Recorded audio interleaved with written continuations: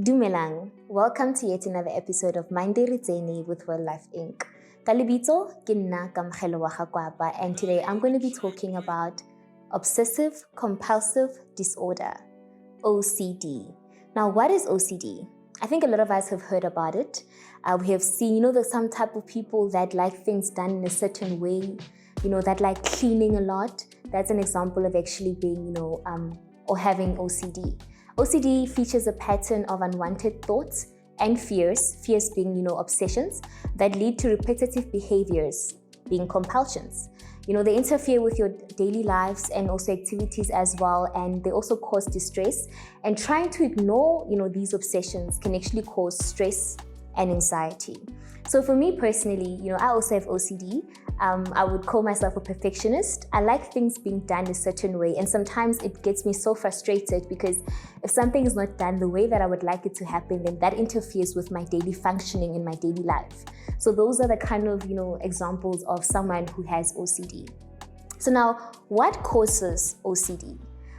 It could be biology, where maybe there's changes in your body's natural chemistry and how your brain functions as well. It could be genetics. Maybe someone in your family also has OCD, because that happens where, maybe your dad or your mom, has OCD, then you can also inherit that as well.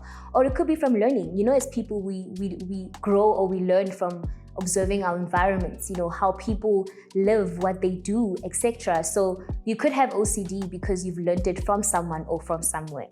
Okay, so what are the symptoms of obsessive compulsive disorder?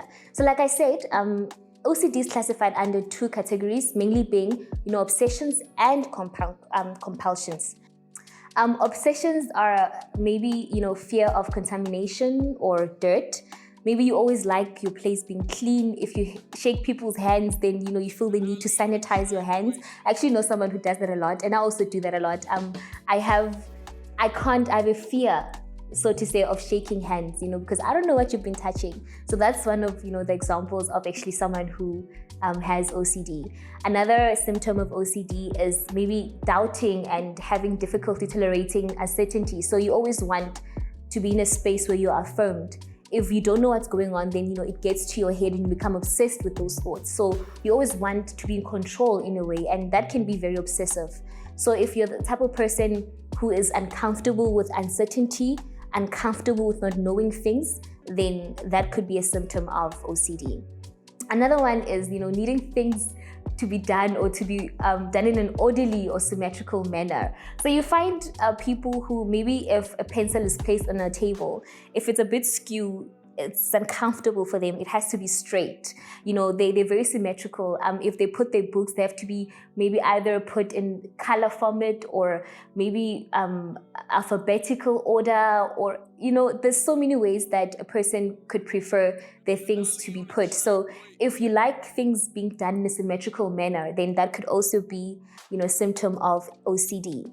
And also another one is having aggressive thoughts about losing control, which also goes hand in hand with the fear of uncertainty. So if you're not in control, that can get very frustrating. I know people that, like to always be in control. I know people that are uncomfortable with not being in control. And it can actually get, I don't want to use the word toxic, but sometimes being in control can get very toxic, because we also have to understand as human beings that there's only so much that you can control. If you put yourself in a space where you want to control everything, then what is the beauty of life? How do you learn? How do you grow? I find that sometimes, we learn and grow in life by not always being in control. And if you're in control, then where is the surprise element of life? You can't always play God. Sometimes you just have to allow yourself to just be.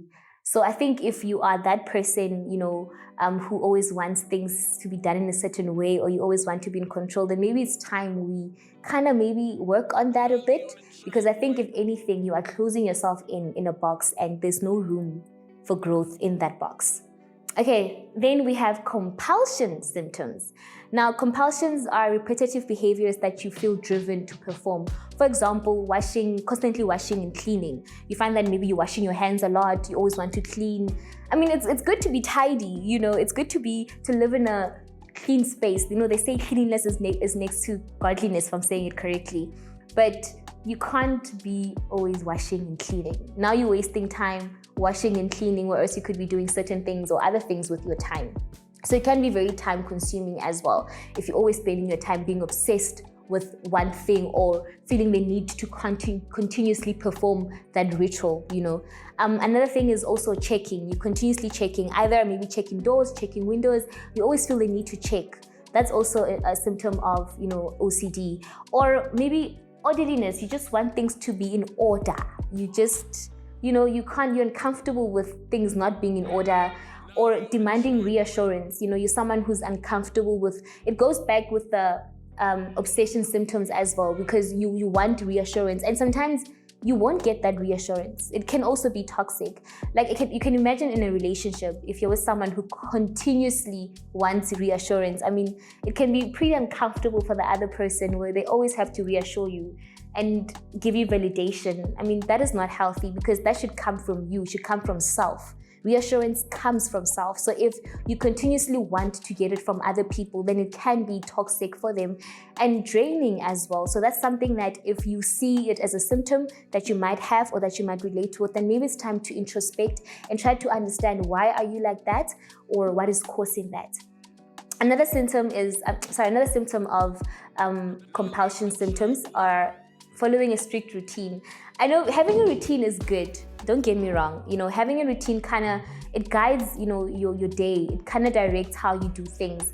But now, strict to a point where there's no room for other fun things. There's no room for excitement or being spontaneous. You always have to do things in a certain way. That could be draining. I don't know about you, but I can't do that.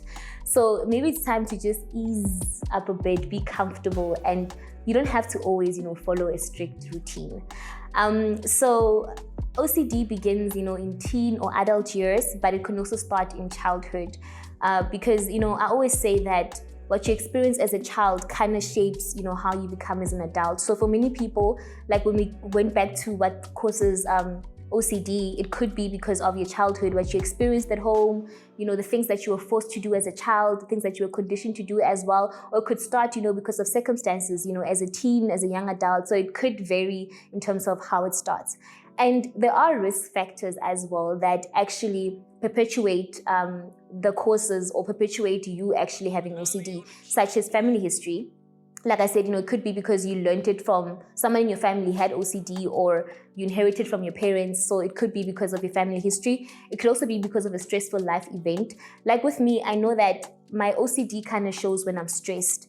I normally, in general, I can contain my OCD, but if I'm in a space where I'm stressed, then it shows itself, because then I would want things to be done in a perfect way or in a certain way. I want to be in control, and that could be very draining as well. So you might have OCD now because you experienced a stressful life event, or you are going through a stressful life event as well.